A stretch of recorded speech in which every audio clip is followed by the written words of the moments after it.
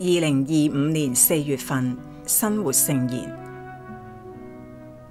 看啊，我要行一件新事，如今即要發生，你們不知道嗎？依撒意亞先知書43章19節。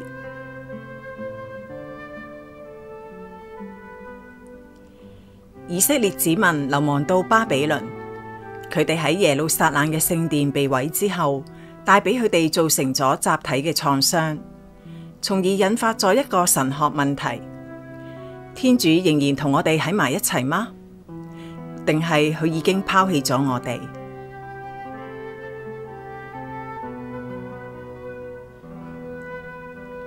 呢一個月嘅生活聖言取自依撒意亞先知書。先知書呢部分嘅目的係幫助人理解天主仍然施行佢嘅化工，佢哋可以信賴佢，讓佢哋最終能夠返到自己嘅家園。事實上，亦都正係呢一次流亡嘅經歷中，天主將佢作為造物主同救世主嘅面容清晰咁顯露出嚟。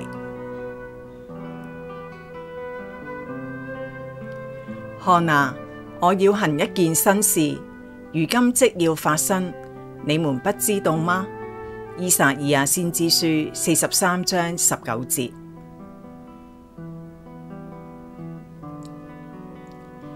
依撒意亞提醒佢哋，天主對佢嘅子民懷有忠誠嘅愛，即使喺流亡嘅艱難期間，佢嘅忠誠始終如一。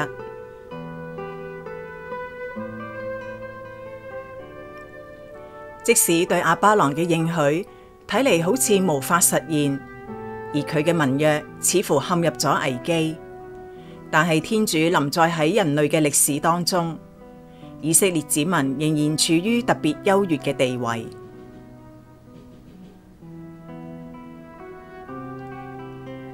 呢一本先知書探討咗唔單止對當時嚟講至關重要嘅存在問題。邊一位主宰歷史嘅發展？邊一位嚟判定佢嘅意義？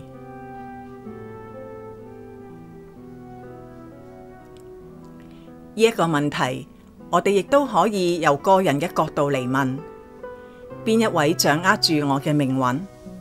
我正係經歷或者曾經經歷過嘅一切，到底有乜嘢意義呢？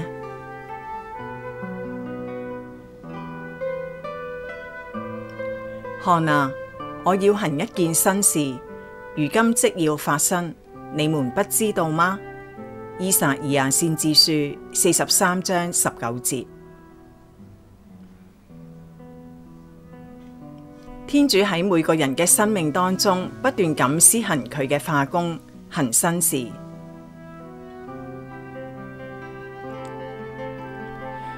如果我哋冇時常注意到佢哋，或者理解當中含義同埋重要性，係因為呢一啲事情仍然處於萌芽階段，或者因為我哋仲未準備好去認識到佢嘅化工。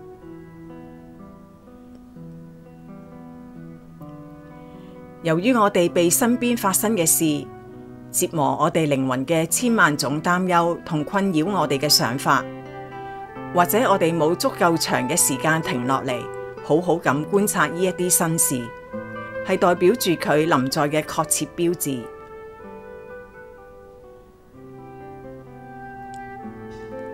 即使係咁，佢從未拋棄我哋，並且不斷咁創造同埋重塑我哋嘅生活。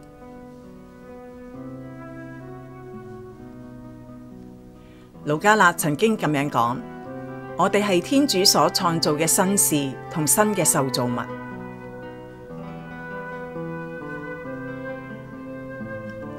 我哋唔好再回頭過去，為喺我哋身上曾經經歷過嘅美好事物而惋惜，或者為我哋所犯嘅錯誤而感到悲傷。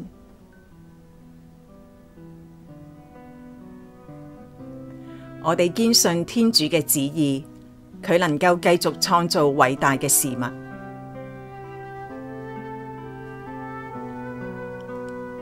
看啊，我要行一件新事，如今即要發生，你們不知道嗎？依撒意亞先知書43章19節。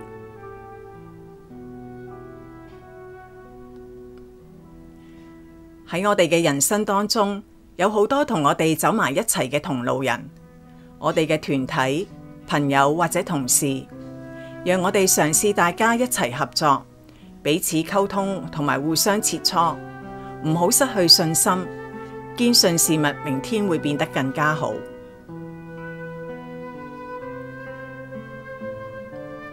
今年2025年係特殊嘅一年，因為東正教復活節嘅日期亦都同天主教同基督新教嘅日期一樣。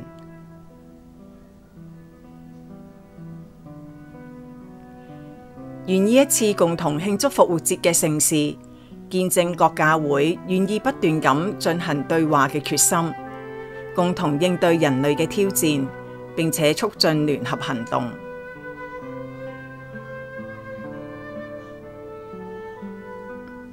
讓我哋做好準備，滿懷喜悅、信心同埋希望嚟到過今年嘅復活節。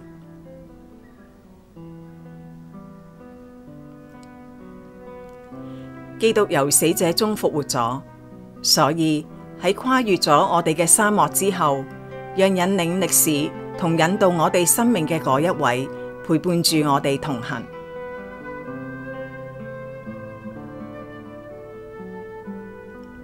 看啊，我要行一件新事，如今即要發生，你們不知道嗎？